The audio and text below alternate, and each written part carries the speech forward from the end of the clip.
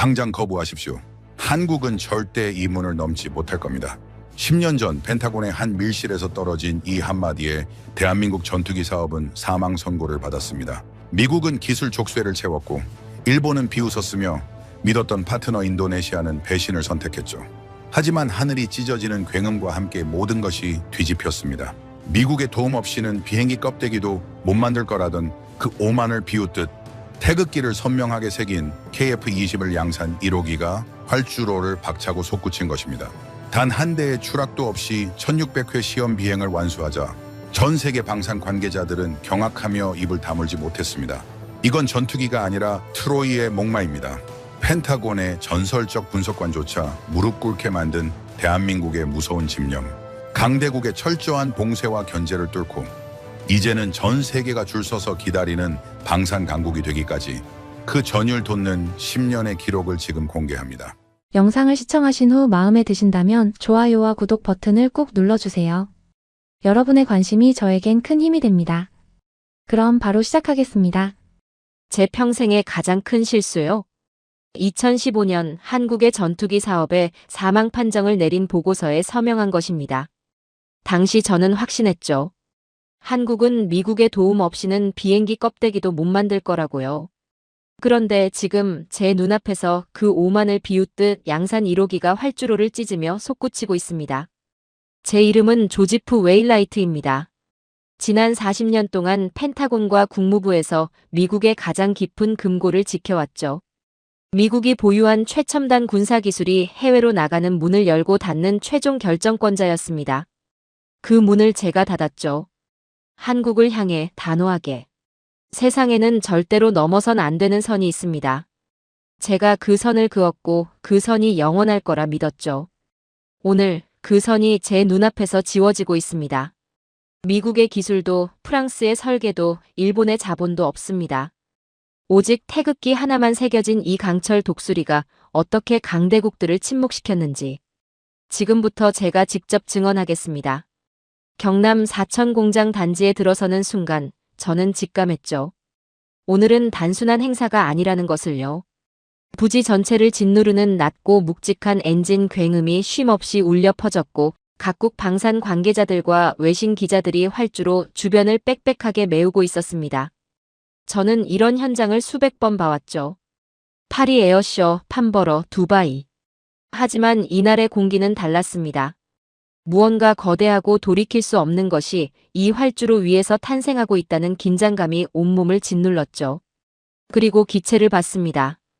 꼬리 날개에 선명하게 찍힌 숫자 001.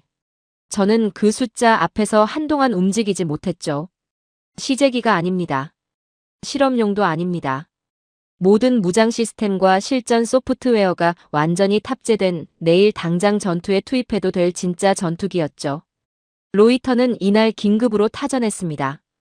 한국이 세계 8번째 초음속 전투기 양산국에 진입하며 동북아 군사 균형을 재편하고 있다고요. 재편이라는 단어로는 부족하죠. 이건 재편이 아니라 붕괴입니다. 우리가 수십 년간 공들여 쌓아올린 기술 패권의 질서가 이 활주로 위에서 산산조각 나고 있었으니까요. 그런데 기체를 더 자세히 훑어보다가 저는 또 한 번 멈춰 섰습니다. 동체 어디에도 인도네시아 국기가 없었기 때문이죠. 인도네시아는 이 사업의 공동개발국이었습니다. 1조 원이 넘는 분담금을 내기로 약속하고 참여한 나라였죠.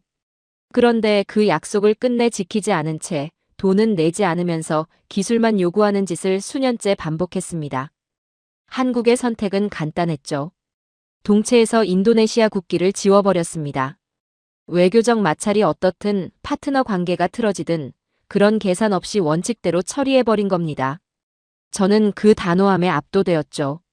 제가 알던 한국이 아니었으니까요. 제가 알던 한국은 강대국의 눈치를 보는 나라였습니다. 미국이 안 된다고 하면 고개를 숙이고 파트너가 압박을 가하면 한 발 물러서는 나라였죠. 그런데 지금 제 앞에 서 있는 한국은 달랐습니다.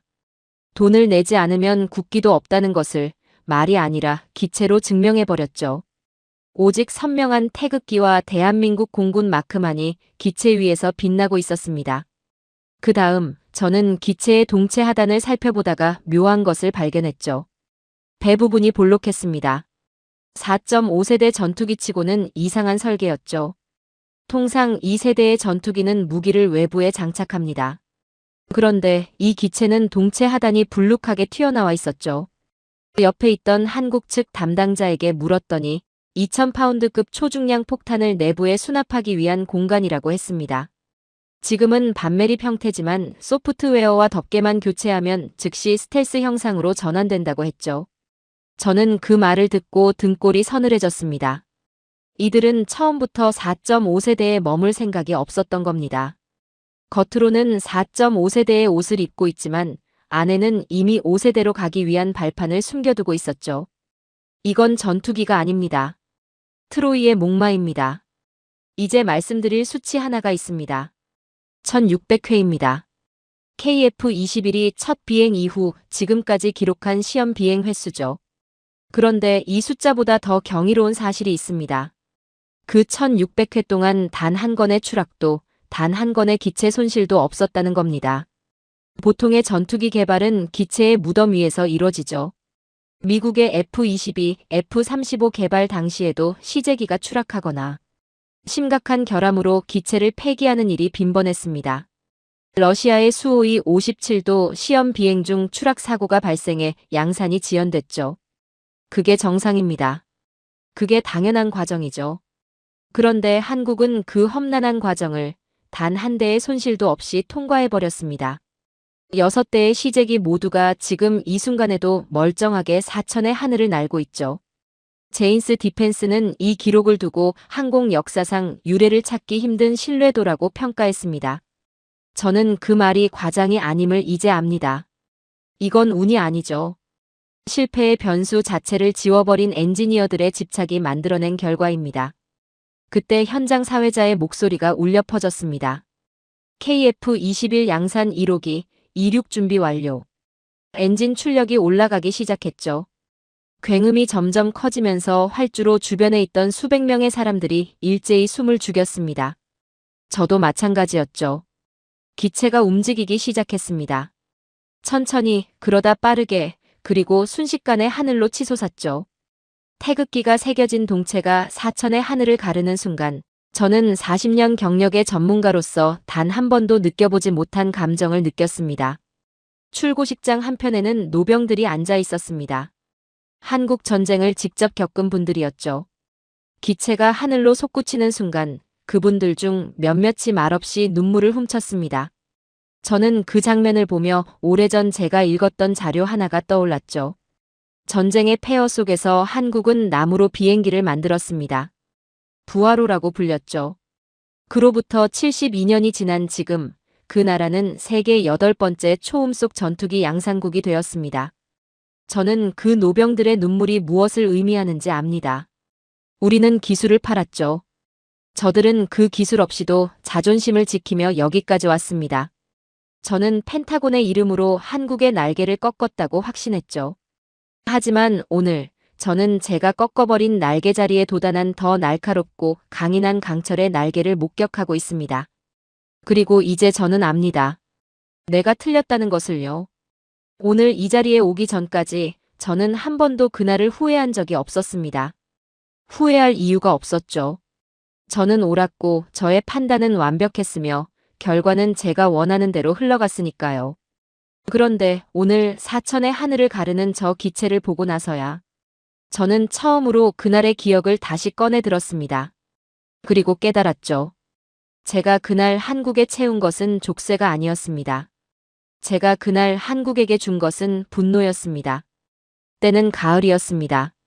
한국방위사업청과 국방과학연구소의 수뇌부가 펜타곤을 찾아왔죠. 목적은 단 하나였습니다. 자신들이 추진하는 전투기 사업에 필요한 핵심 기술을 이전해달라는 것이었습니다. 저는 그 방문 요청을 보고받는 순간 결론을 이미 내려두고 있었습니다. 안 된다고요. 그런데 저는 그 자리에서 곧바로 거절하지 않았습니다. 비서에게 조용히 지시했죠. 복도 의자에 앉혀두라고요. 그들은 제 집무실 문 앞에서 30분을 기다렸습니다. 펜타곤 4층 복도를 오가는 미국 장교들이 그 한국 대표단을 훑어봤죠. 누구 하나 말을 걸지 않았습니다. 누구 하나 인사를 건네지 않았어요. 그것이 제가 의도한 바였습니다. 협상 테이블에 앉기도 전에 이 자리가 어떤 자리인지를 몸으로 느끼게 하는 것이죠. 문이 열리고 들어온 한국 대표단의 표정을 저는 지금도 기억합니다. 이미 기가 꺾여 있었습니다. 저는 고개도 들지 않은 채 서류를 넘기며 말했죠. 바쁘니까 본론만 하십시오. 그들이 KFX 사업 계획서를 꺼내 설명하기 시작했을 때 저는 속으로 피식 웃었습니다. 초음 속 전투기를 자체 개발하겠다고요? 4.5세대 전투기를 독자적으로 설계하겠다고요? 저는 서류 뭉치 하나를 테이블 위로 밀어냈습니다. 그 안에는 미국 애리조나 사막의 보관 기지에 줄지어선 중고 F-16 목록이 들어있었죠. 제가 말했습니다. 이걸 가져다 쓰십시오. 싸게 드리겠습니다. 당신들이 무슨 전투기를 만듭니까?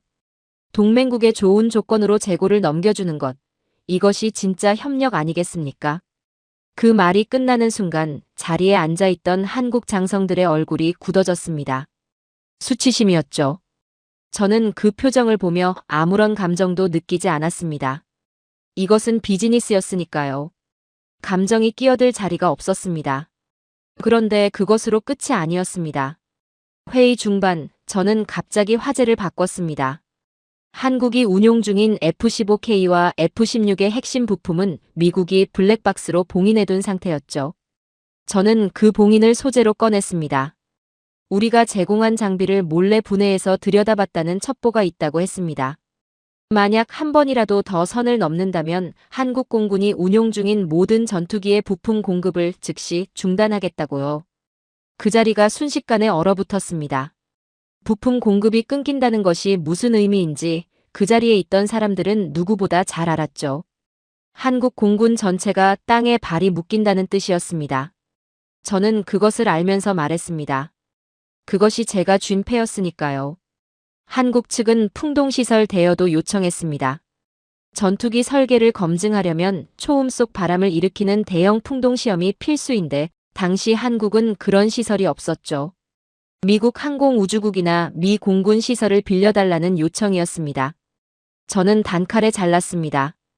우리 시설은 미국의 국익을 위해 존재하는 것이라고요. 한국 전투기의 설계 데이터가 우리 시설에 남을 이유가 없다고 했죠. 유럽에 가서 알아보든가, 그것도 싫으면 포기하든가. 그 말을 듣는 한국 연구원의 눈빛이 흔들렸습니다. 저는 그 흔들림을 보며 생각했죠. 이 사업은 여기서 끝난다고요. 소스코드 문제도 있었습니다. 전투기의 모든 무장과 레이더를 통제하는 핵심 알고리즘이죠. 저는 미국의 모든 방산업체에 조용히 지시를 내렸습니다. 한국 측에 단 한 줄의 코드도 넘기지 말라고요. 그들이 국산 미사일을 달고 싶어 해도 절대 코드를 열어주지 말라고 했죠. 이유는 간단했습니다. 껍데기는 만들어도 좋습니다. 하지만 그 껍데기 안에 두뇌는 영원히 미국이 쥐고 있어야 했으니까요. 기체는 한국 것처럼 보여도 실제로는 미국이 원격으로 조종하는 구조를 만들겠다는 계산이었죠. 엔진 통합 기술 요청이 들어왔을 때는 저도 모르게 비웃음이 나왔습니다. 엔진에서 뿜어져 나오는 섭씨 2000도의 화염을 견디는 소재와 제어 기술은 수십 년의 축적이 필요한 영역입니다. 저는 말했습니다. 당신들 가전제품 만드는 실력으로 이 열기를 감당할 수 있겠냐고요. 엔진은 우리가 줄 때 감사히 받아쓰고 뚜껑은 열지 말라고 했죠.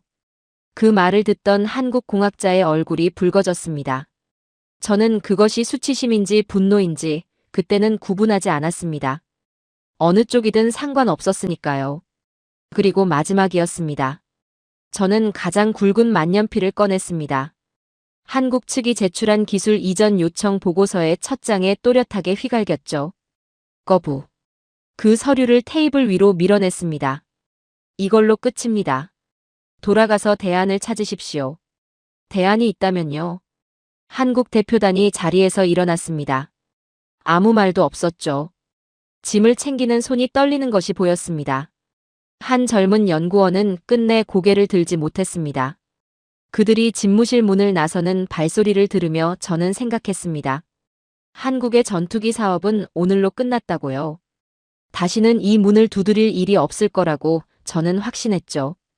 그런데 한국에서 돌아온 소식이 있었습니다.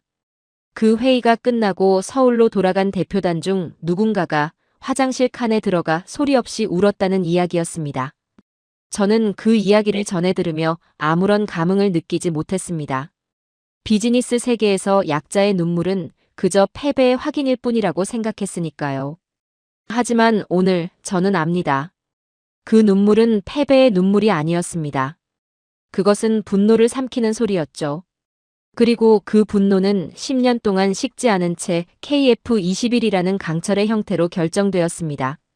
제가 찍은 거부의 잉크가 도리어 그들을 깨운 겁니다. 우리가 닫아버린 문 앞에서 그들은 무너지지 않았습니다. 저는 그것을 한참 뒤에야 알았죠. 제가 서명한 거부 문서가 서울에 도착했을 때 한국의 연구팀은 회의실에 모여단 하나의 결론을 내렸습니다. 우리가 직접 만든다. 그 말이 얼마나 무모한지 그 자리에 있던 사람들 모두가 알고 있었습니다. 그런데도 그들은 그 결론을 택했죠. 저는 그 선택을 나중에 전해 듣고 코웃음을 쳤습니다. 무모함과 용기는 다른 것이라고 그때는 확신했으니까요. 가장 먼저 넘어야 할 산은 레이더였습니다. 전투기의 눈이라 불리는 A사 레이더는 제가 기술 이전 거부 목록의 맨 위에 올려둔 품목이었죠. 이유는 간단했습니다. 이 레이더 없이는 전투기가 아무리 빠르게 날아다녀도 눈먼 새에 불과하기 때문입니다. 수천 개의 송수신 모듈을 머리카락 굵기보다 좁은 간격으로 배열해야 하는 초정밀 기술이었고 미국은 이 기술을 완성하는 데 20년이 걸렸습니다. 저는 한국이 이 벽 앞에서 포기할 것이라 믿었죠. 20년이라는 숫자는 협박이 아니라 팩트였으니까요. 한국은 이스라엘 엘타사와 협력 관계를 맺었습니다. 하지만 저는 그 소식을 듣고도 크게 개의치 않았죠. 협력이라는 이름 아래 이스라엘이 다 해주는 것 아니겠냐고 생각했으니까요. 그런데 실상은 달랐습니다. 엘타사가 제공한 것은 기술의 방향이었고 그 방향 위에서 실제로 소자를 다듬고 회로를 설계하고 소프트웨어를 짠 것은 전부 한국 연구진이었습니다. 그들은 방진복을 입고 현미경 앞에 앉아 수천 개의 소자를 손으로 직접 납땜했습니다. 정밀 장비조차 부족했던 초기에는 손떨림 하나가 하루치 작업을 날려버리는 일이 비일비재했죠. 손이 너무 떨려 저녁 밥숟가락을 들지 못하는 연구원이 있을 정도였다고 합니다. 그 지독한 수작업이 4년간 이어졌습니다. 그리고 시제품이 나왔습니다. 미국이 20년 걸린다고 했던 그 레이더가 4년 만에 한국의 손에서 탄생했죠. 제인스 디펜스는 이 속도를 두고 세계 항공 역사상 유례를 찾기 힘든 기적이라고 했습니다. 저는 그 기사를 읽으며 처음으로 등줄기가 서늘해지는 것을 느꼈습니다. 그런데 더 놀라운 것은 그 다음이었습니다. 레이더를 만들었으면 이제 혹한에서도 작동하는지 확인해야 합니다. 한국 연구진은 영하 40도의 저온 챔버에 레이더를 밀어 넣었습니다. 그런데 그들은 거기서 멈추지 않았죠. 연구원들이 직접 방한복을 껴입고 그 챔버 안으로 함께 들어갔습니다. 기계가 버티는지 확인하려면 사람이 옆에서 지켜봐야 한다는 이유였죠. 영하 40도 알래스카보다 추운 그 공간에서 그들은 밤을 새웠습니다. 기계 곁에 붙어 앉아 얼어붙은 손가락으로 데이터를 기록하면서요. 저는 이 이야기를 나중에 보고서로 접했을 때 한동안 말이 나오지 않았습니다. 이건 기술 개발이 아니었습니다. 이건 싸움이었죠. 자신들을 무시한 세계를 향한 조용하고 지독한 싸움이었습니다. 소스코드 문제는 어떻게 됐을까요? 저는 미국의 모든 방산업체에 명령을 내렸습니다. 한국의 단 한 줄의 알고리즘도 넘기지 말라고요. 그 명령은 완벽하게 지켜졌습니다. 한국 연구진 앞에는 아무것도 없는 백지가 놓였죠.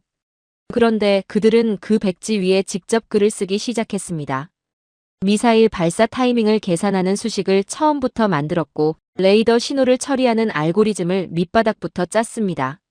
수백만 줄의 코드를 한 줄씩 한 글자씩 써내려갔죠. 그 결과가 무엇인지 아십니까? 이제 한국은 미국의 허락 없이 어떤 미사일이든 이 기체에 달 수 있습니다.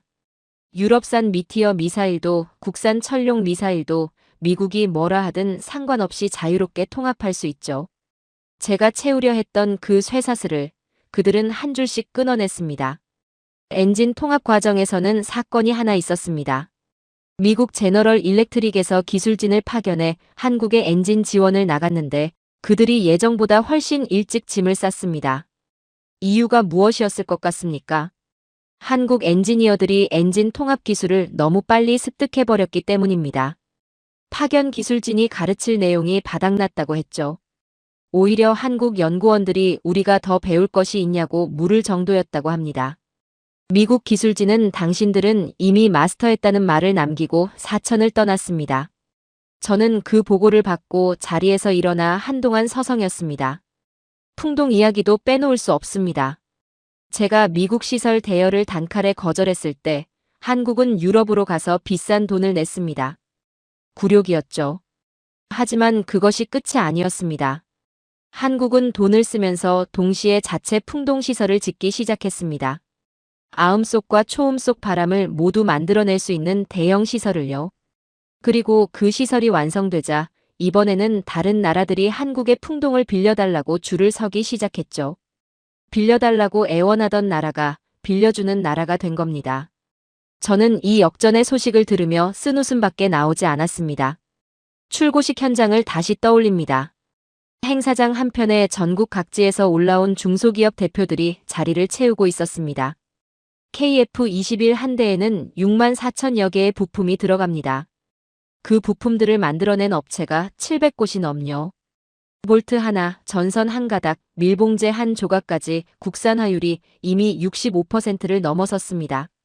납기를 맞추기 위해 공장 바닥에서 쪽잠을 자던 기술자들, 이름 한 번 신문에 오르지 못한 수만 명의 사람들이 이 기체를 만든 진짜 주인공들이었죠. 저는 그 현장의 열기를 피부로 느끼며 생각했습니다. 이건 한 기업의 성과가 아닙니다. 대한민국이라는 나라 전체가 한 방향을 향해 밀어올린 거대한 집념의 결과물이었죠. 우리가 닫아버린 문 앞에서 그들은 울지 않았습니다. 대신 그들은 그 문을 부수고 나갈 망치를 스스로 벼려내고 있었습니다.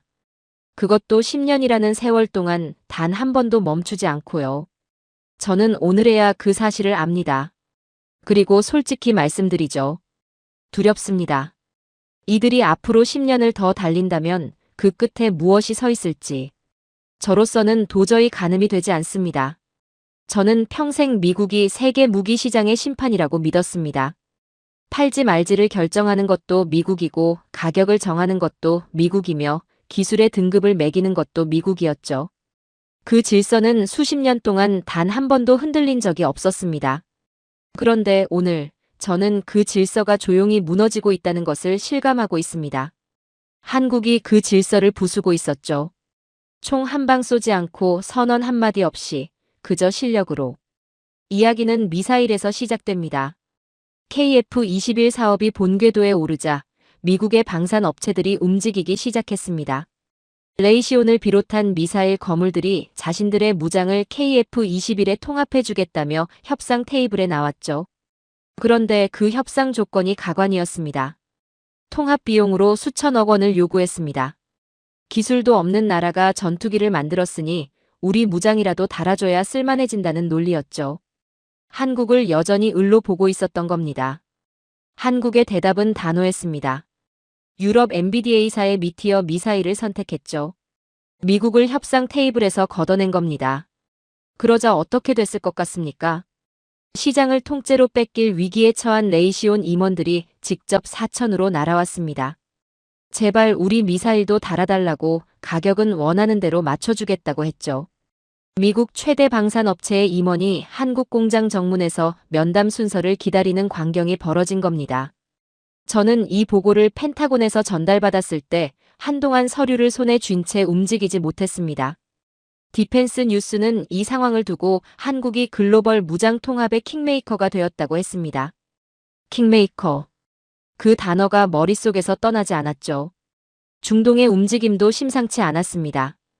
인도네시아가 분담금을 미납하며 사업을 흔들고 있을 때 전혀 다른 곳에서 손이 올라왔습니다. 아랍에미리트와 사우디아라비아였죠. 이 두 나라는 한국산 천국 미사일의 실전 성능을 직접 목격한 뒤 태도가 달라졌습니다. KF-21 개발 사업에 수조 원을 투자하겠다고 했습니다. 인도네시아가 빠진 자리를 우리가 채우겠다고 했죠. 백지 수표에 가까운 제안이었습니다. 한국이 돈 걱정 없이 개발에만 집중할 수 있는 구조가 만들어진 겁니다. 그러자 인도네시아가 갑자기 태도를 바꿨습니다. 자신들이 배제될까봐 전전긍긍하기 시작했죠. 분담금을 내지 않아 기체에서 국기가 지워진 나라가 이제는 제발 우리를 버리지 말라고 읍소하는 처지가 된 겁니다. 일본 언론은 중동 자본이 한국 방산으로 쏠리고 있다며 경계심을 드러낸 분석 기사를 쏟아냈습니다. 한국을 경계하는 일본의 그 시선 자체가 이미 위상의 역전을 증명하는 것이었죠. 유럽에서도 균열이 생기기 시작했습니다. 우크라이나 전쟁 이후 폴란드는 절박했습니다.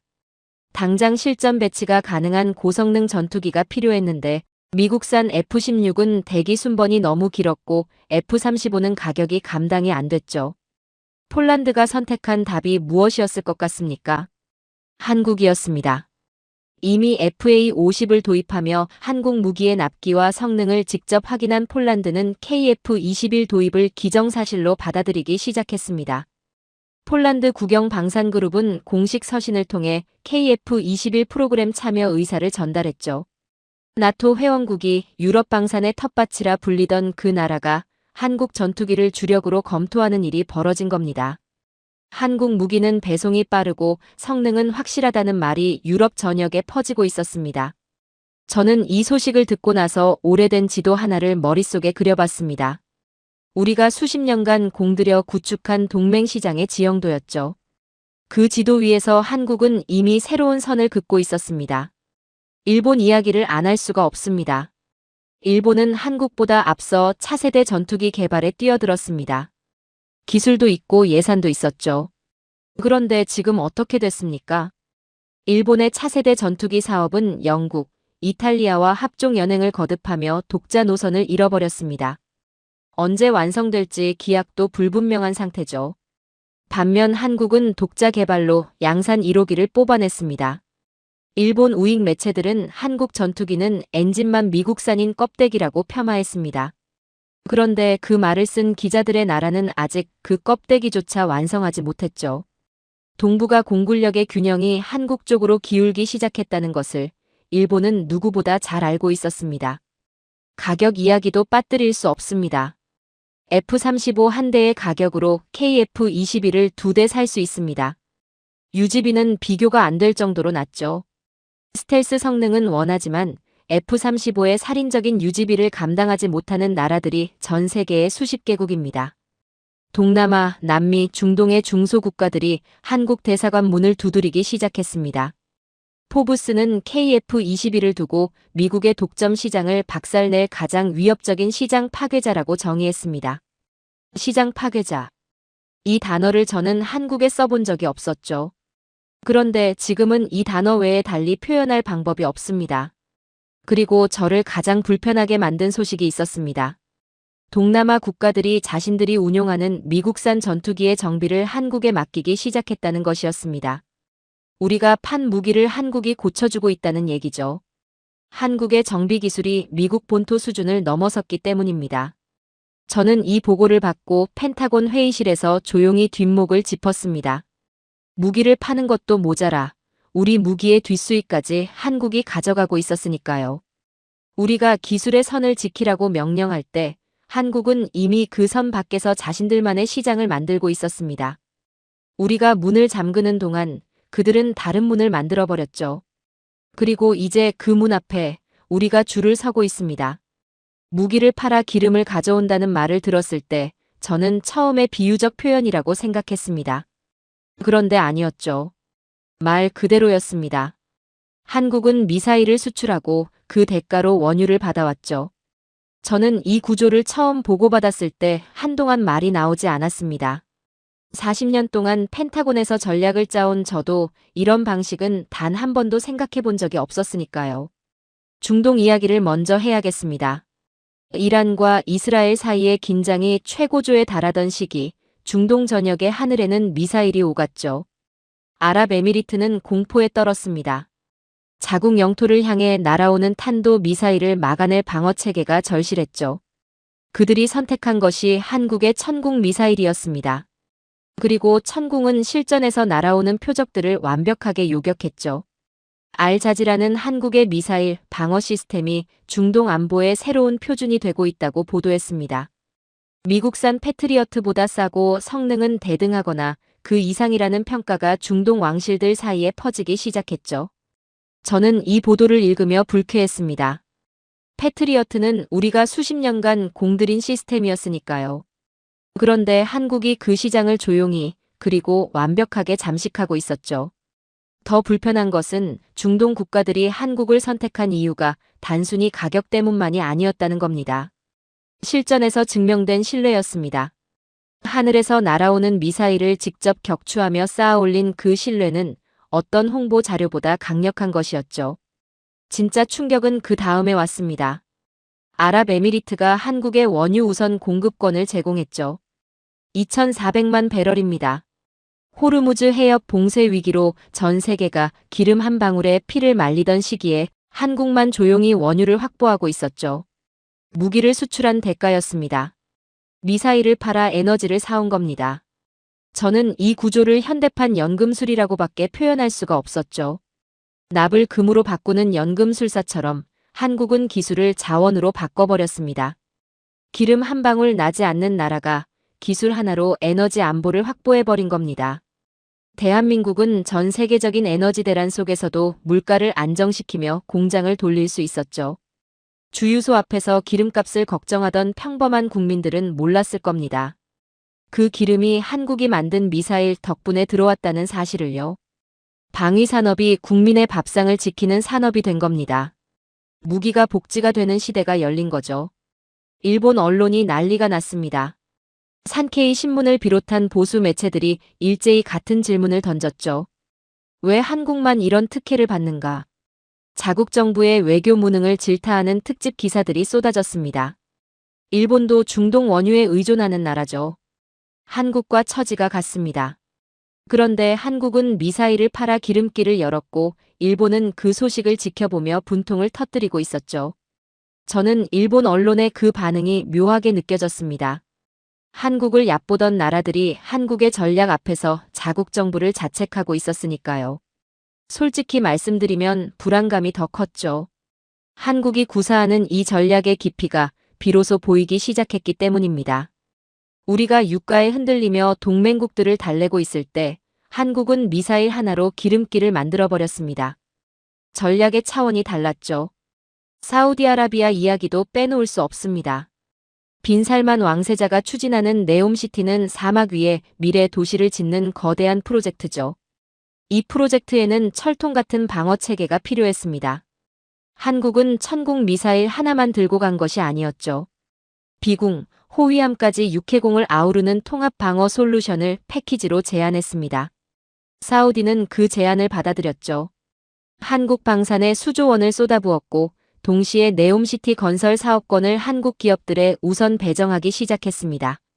무기를 팔아 건설 수주를 따낸 겁니다. 방산과 건설이 손잡고 오일머니를 쓸어 담는 구조가 완성된 거죠. 저는 이 구조를 처음 파악했을 때 등에 식은땀이 흘렀습니다. 이건 단순한 무기 거래가 아니었죠. 무기 하나가 산업 전체의 문을 열어젖히는 마스터키 역할을 하고 있었습니다. 국가 전략의 차원이 달랐죠. 왜 미국산 무기를 두고 한국을 선택했는지 이해가 되지 않았습니다. 그래서 저는 중동 왕실 관계자와 직접 대화할 기회를 만들었죠. 그가 말하는 내용을 들으며 저는 점점 표정을 유지하기가 힘들어졌습니다. 미국 무기는 성능은 좋지만 조건이 너무 까다롭다고 했죠. 수출 허가, 사용 승인, 정치적 간섭, 운용 제한. 무기를 샀는데 정작 그 무기를 어떻게 쓸지를 미국이 결정하는 구조라는 얘기였습니다. 그에 비해 한국은 달랐다고 했죠. 기술 이전에 유연했고 현지 생산에도 열린 태도를 보였으며 핵심 성능은 확실하게 보장했습니다. 우리는 동맹을 신뢰하며 기술을 나눈다는 한국의 태도가 중동 왕실을 움직인 거죠. 저는 그 말을 들으며 펜타곤 회의실에서 제가 수없이 했던 말들이 떠올랐습니다. 기술은 절대 나눠줄 수 없다. 조건 없는 이전은 없다. 우리가 통제해야 한다. 그 원칙이 결국 고객들을 한국으로 밀어낸 겁니다. 저 스스로가 한국의 시장을 키워준 셈이었죠. 우리의 오만이 한국의 가장 강력한 세일즈맨 역할을 한 겁니다. 이 흐름은 자연스럽게 KF-21로 이어지고 있었습니다. 아랍에미리트와 사우디는 이미 이런 말을 하고 있었죠. 한국 미사일이 저렇게 완벽하다면 그들이 만든 전투기는 오죽하겠냐고요. 천궁이 먼저 신뢰를 쌓았고 그 신뢰가 KF-21로 가는 길을 닦아놓은 겁니다. 이제 KF-21은 따로 홍보가 필요 없는 기체가 되었죠. 천궁이 이미 전 세계 방산 시장에 한국산에 대한 품질 보증서를 발행해버렸으니까요. 미사일 하나가 전투기 시장의 문을 열어젖힌 겁니다. 한 분야의 신뢰가 다음 분야의 시장을 만들어내는 구조죠. 이것이 한국이 완성한 방산 생태계의 실체였습니다. 저는 오늘 이 자리에 서서 한 가지를 인정하지 않을 수 없습니다. 우리가 가질 수 없었던 것을 한국은 가졌습니다. 그것은 바로 적의 심장을 꿰뚫는 미사일로 우방의 마음을 열어 자원을 얻어내는 전략이었죠. 펜타곤의 전략가들이 수십 년간 고민해도 만들어내지 못한 그 구조를 한국은 조용히 완성했습니다. 기름 한 방울 나지 않는 땅에서 기술 하나로 에너지 제국을 건설해버린 겁니다. 저는 그 사실 앞에서 경외감을 느낍니다. 그리고 동시에 깊은 자괴감을 느끼죠.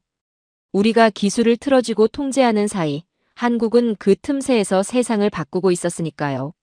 세상에는 두 종류의 나라가 있습니다. 배신의 대가를 치르는 나라와 그 대가를 당당하게 받아내는 나라죠. 오늘 저는 그 두 종류를 한자리에서 목격했습니다. 한쪽은 담장 밖에서 망원경을 들고 섰고 다른 한쪽은 활주로 위에서 태극기를 달고 하늘로 솟구쳤죠. 저는 그 장면을 보며 10년 전 제가 내린 판단을 다시 떠올렸습니다. 한국은 절대 이 문을 넘을 수 없다고 확신했던 그 판단을요. 그런데 지금 문을 못 넘은 것은 한국이 아니라 한국을 배신했던 나라들이었습니다. 인도네시아 이야기를 먼저 해야겠습니다. 이 나라가 걸어온 길을 보면 배신이라는 단어가 이토록 정확하게 들어맞는 경우도 드물죠. 분담금을 내지 않겠다고 버티면서 기술은 달라고 요구했습니다. 한국이 원칙을 지키자 등을 돌리고 프랑스 라팔을 선택했죠. 그것도 모자라 튀르키예의 칸 전투기 사업에도 발을 걸쳤습니다. 한국을 압박 카드로 쓰면서 이쪽 저쪽을 저울질하는 전략이었죠. 저는 그 영리한 줄타기가 언제까지 통할지 지켜봤습니다. 그리고 그 줄이 끊어지는 순간도 목격했죠. 라팔 이야기부터 하겠습니다. 중동에서 이란의 드론 공격이 이어지던 시기였죠. 이란이 쏘아보낸 샤헤드 드론은 대당 가격이 2천만 원 수준입니다. 값싸게 대량으로 날려보내는 소모전 무기죠. 그런데 이 드론을 상대하기 위해 프랑스 공군이 라팔을 띄웠습니다. 라팔이 탑재한 미카 미사일 한 발의 가격이 얼마인지 아십니까? 20억 원입니다. 2천만 원짜리 드론 하나를 잡으러 20억 원짜리 미사일을 쏘는 겁니다. 한 발로 끝나면 그나마 다행이죠. 드론은 때로 날아오니까요. 수십 발을 쏟아부어야 하는 상황이 벌어졌습니다. 전쟁이 아니라 돈을 태우는 거죠. 저는 이 상황을 보고받으며 혀를 내둘렀습니다. 프랑스는 싸우는 게 아니라 청구서를 쌓고 있었으니까요. 인도네시아 언론조차 라팔은 현대 드론 전쟁에서 효과적인 해결책이 아니라며 자국 정부의 선택을 비판하기 시작했죠. 자신들이 선택한 무기를 자신들이 비판하는 상황이 된 겁니다. 배신의 첫 번째 청구서가 날아든 셈이었죠. 그렇다면 한국은 어떻게 대응했을까요? KF-21은 처음부터 이 문제를 다르게 접근했죠. 값비싼 미사일을 드론에 낭비하는 대신 저가형 무인기가 먼저 나가 적 드론을 요격하고 KF-21은 뒤에서 전체를 지휘하는 구조를 설계했습니다. 무인 편대기와 함께 움직이는 이 시스템은 프랑스 라팔이 아직 시도조차 못한 영역이죠. 라팔이 20억짜리 미사일을 낭비하는 동안 한국은 이미 다음 세대의 전장을 설계하고 있었습니다. 인도네시아와 중동 국가들이 라팔의 실패를 지켜보며 조용히 계산기를 두드렸죠. 라팔 40대보다 KF-21 16대가 현대전에서 더 강력하다는 결론이 나왔습니다.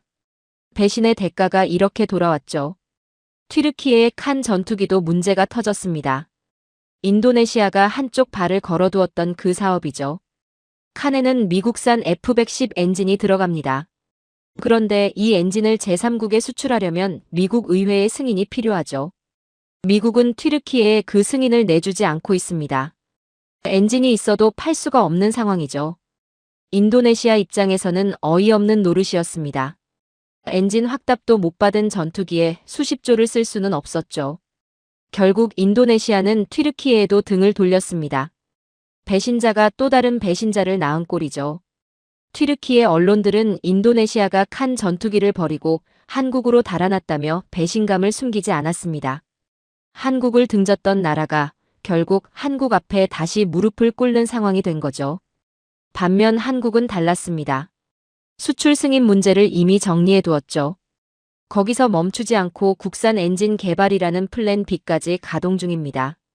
미국의 승인이 없어도 독자적으로 움직일 수 있는 구조를 만들어가고 있는 거죠. 저는 이 대비를 보며 한국의 치밀함에 다시 한번 소름이 돋았습니다. 칸이 엔진 때문에 발이 묶인 동안 한국은 이미 그 다음을 준비하고 있었으니까요. 그런데 가장 통쾌한 장면은 따로 있었습니다. 인도네시아 언론들이 갑자기 이런 기사를 쏟아내기 시작했죠. 인도네시아가 KF-21을 구매한 첫 번째 국가가 될 것이라고요. 프라보어 대통령이 직접 한국에 와서 서명할 것이라는 기사도 나왔습니다. 자국민들에게 체면을 세우려는 일종의 희망 회로였죠. 한국의 반응은 냉정했습니다. 카이가 공식적으로 확정된 바 없다는 공시를 단칼에 올려버렸죠. 돈도 내지 않고 기술만 빼가려던 나라에게 한국은 더 이상 호락호락한 파트너가 아니었습니다. 인도네시아 국민들이 자국 정부를 향해 분통을 터뜨렸죠. 왜 분담금을 제때 내지 않아서 이 망신을 당하느냐고요. 배신의 청구서는 결국 자국민에게도 돌아갔습니다. 선수금 문제도 마찬가지였죠. 인도네시아는 이번에도 한국 수출입은행에서 돈을 빌려 KF-21을 사겠다는 억지를 부렸습니다. 한국 정부의 답은 간단했죠.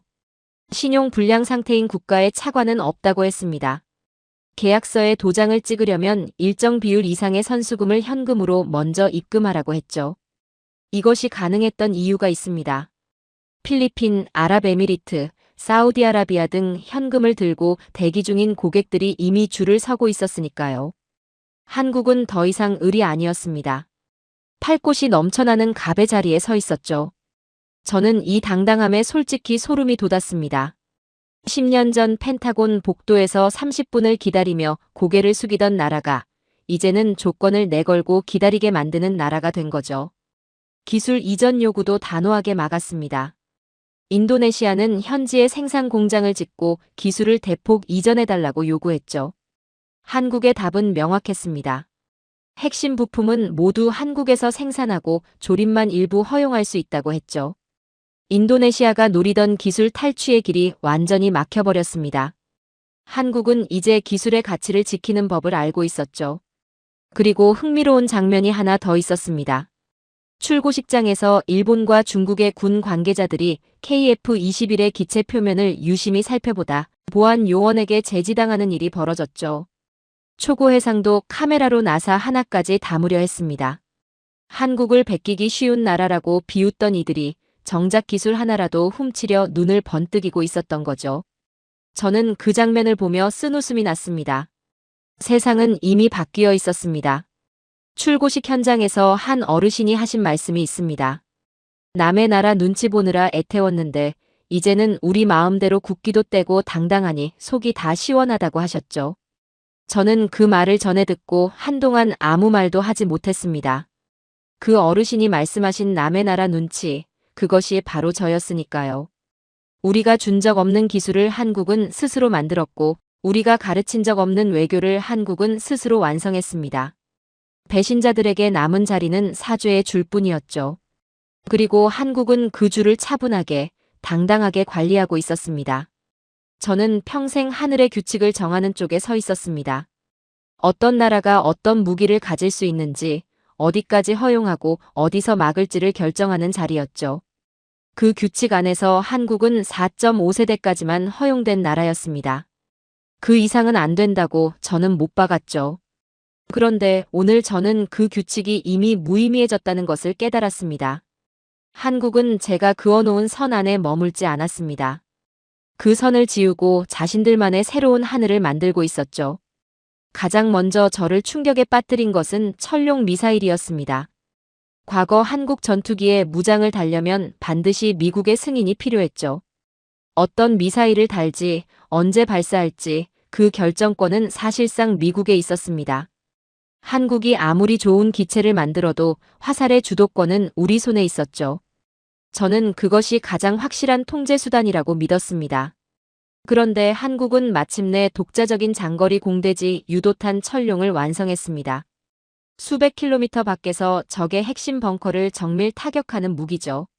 미국의 허락 없이, 미국의 조건 없이 오직 한국의 손으로 만들어낸 화살입니다. 제인스 디펜스는 한국이 이제 타우러스급 미사일을 스스로 생산해 전투기에 통합하는 전 세계 몇 안 되는 국가가 되었다고 했죠. 저는 그 문장을 읽으며 40년 경력의 전문가로서 처음으로 진짜 패배감을 느꼈습니다. 기체만 막으면 된다고 생각했는데 그들은 화살까지 스스로 만들어버렸으니까요. 이제 한국은 기체도 눈도 화살도 전부 자신들이 통제합니다. 우리가 끼어들 틈이 완전히 사라진 거죠. 그런데 더 무서운 것이 있었습니다. KF-21 옆에 낯선 기체들이 서 있었죠. 납작하고 날카로운 형상의 무인기들이었습니다. 가오리엑스라고 불리는 국산 스텔스 무인기였죠. 한국은 KF-21이 지휘기가 되고 이 무인기 서너 대가 편대를 이뤄 적진으로 먼저 침투하는 시스템을 실전 테스트 중이었습니다. 무인기가 먼저 들어가 적의 방공망을 교란하고 매를 맞는 동안 KF-21은 안전한 거리에서 전체 작전을 지휘하는 구조죠.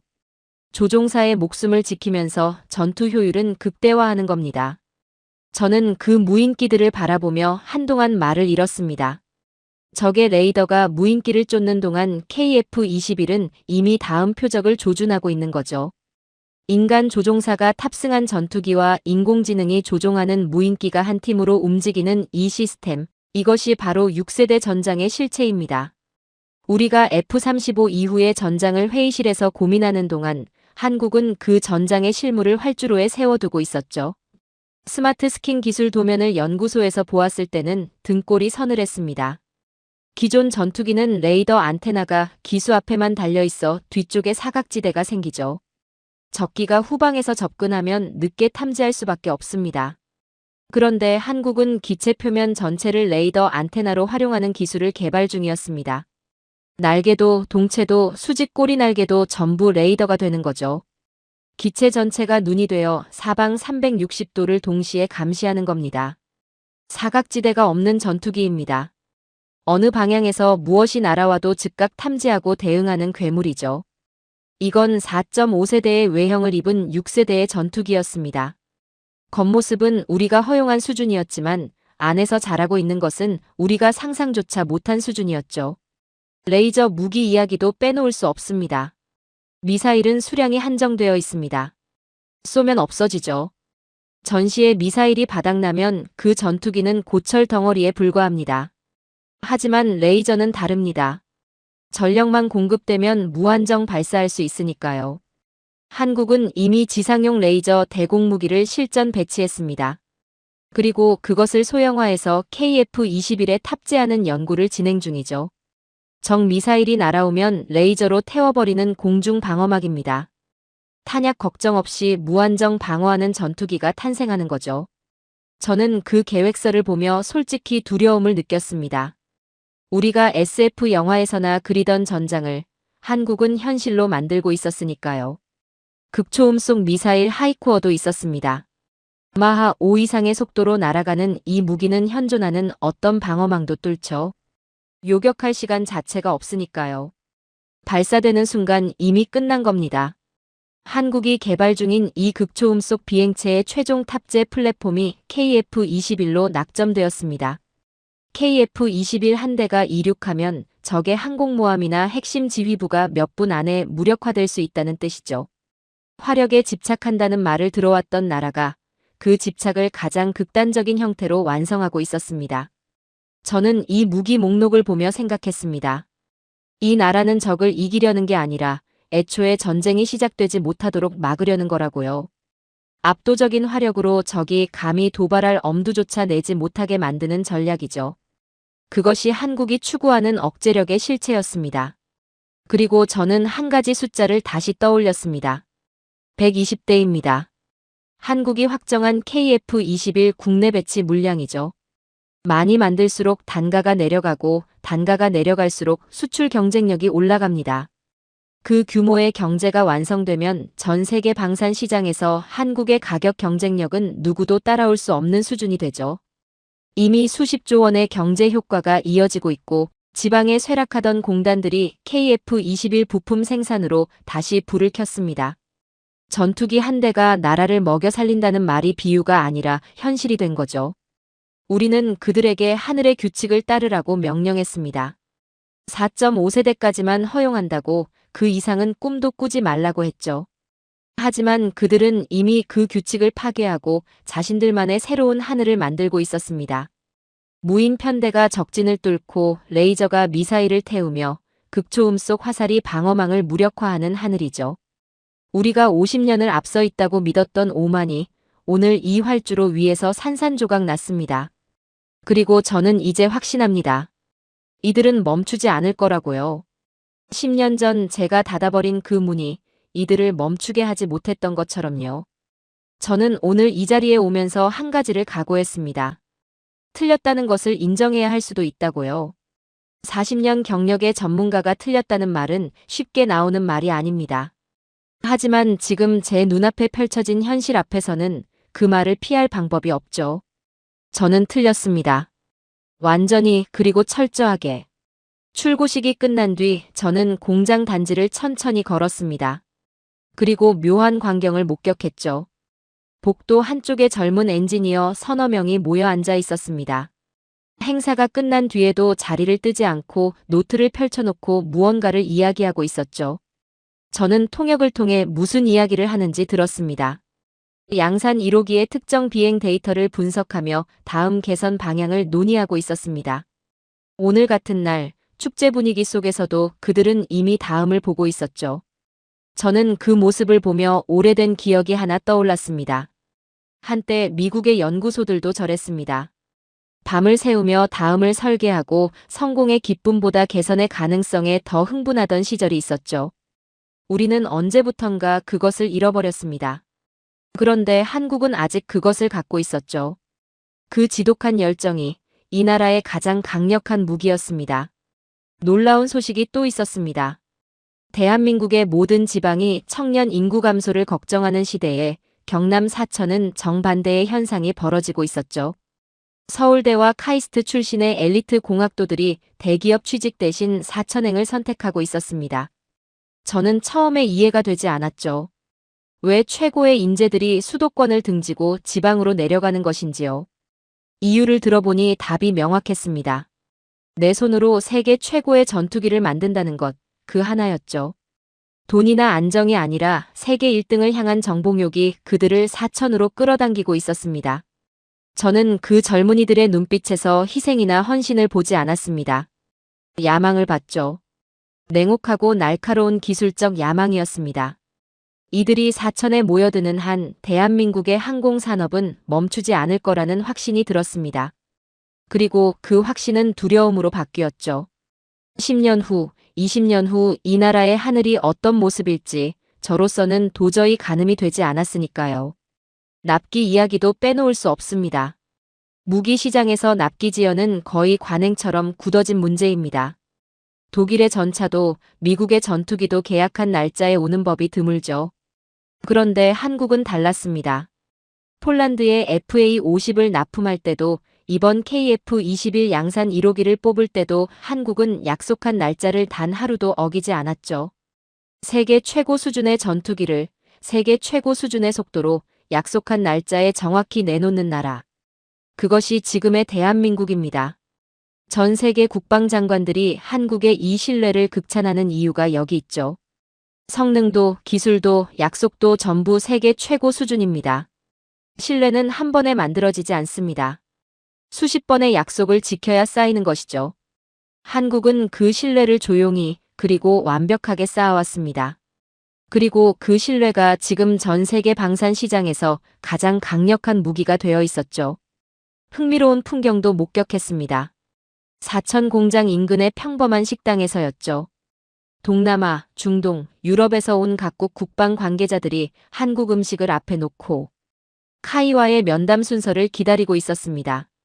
10년 전 펜타곤 복도에서 30분을 서서 기다리던 한국 대표단의 모습이 떠올랐습니다.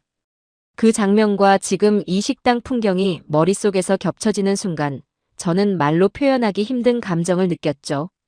세상이 완전히 뒤집혔습니다. 기다리는 쪽과 기다리게 하는 쪽이 바뀐 겁니다. 그리고 그 역전은 누군가가 도와준 것이 아니었죠. 한국이 스스로 만들어낸 것이었습니다. 한국 영공 인근의 상황도 달라졌습니다. KF-21 양산이 시작되자 주변국 정찰 기체들의 움직임이 눈에 띄게 조심스러워졌죠. 한국 영공 가까이 접근하다가도 KF-21의 레이더 포착 범위에 들어오면 즉시 경로를 바꾸는 모습이 포착됩니다. 총 한 방 쏘지 않아도 상대가 감히 움직이지 못하게 만드는 것, 그것이 진정한 강함이죠. 싸우지 않고 이기는 억제력이 작동하고 있는 겁니다. 한국은 그 강함을 손에 쥐었습니다. 그리고 그 강함이 커질수록 주변국들의 침묵은 더 깊어질 거라는 것을 저는 전문가로서 확신하고 있죠. 출고식이 마무리될 무렵 행사장 한쪽에서 한 노병이 기체 동체에 조용히 손을 얹는 것을 봤습니다. 한국 전쟁을 겪은 분이었죠. 아무 말도 하지 않았습니다. 그저 동체를 쳐다보며 짧게 한마디를 하셨습니다. 잘 만들었네 라고요. 그 짧은 한마디가 어떤 연설보다 무겁게 들렸죠. 전쟁의 폐허에서 나무로 비행기를 만들던 나라가 72년 만에 세계 8번째 초음속 전투기 양산국이 되었습니다. 레이더도 소스코드도 미사일도 풍동도 무인기도 전부 자신들의 손으로 만들어낸 나라가 된 거죠. 그 노병이 살아온 세월이 고스란히 담긴 말이었습니다. 저는 오늘 한국이 기적을 일궈냈다고 생각하며 이 자리에 왔습니다. 하지만 이제 압니다. 그들은 기적을 바란 적이 없었죠. 그저 단 한순간도 멈추지 않고 실력을 쌓아왔을 뿐입니다.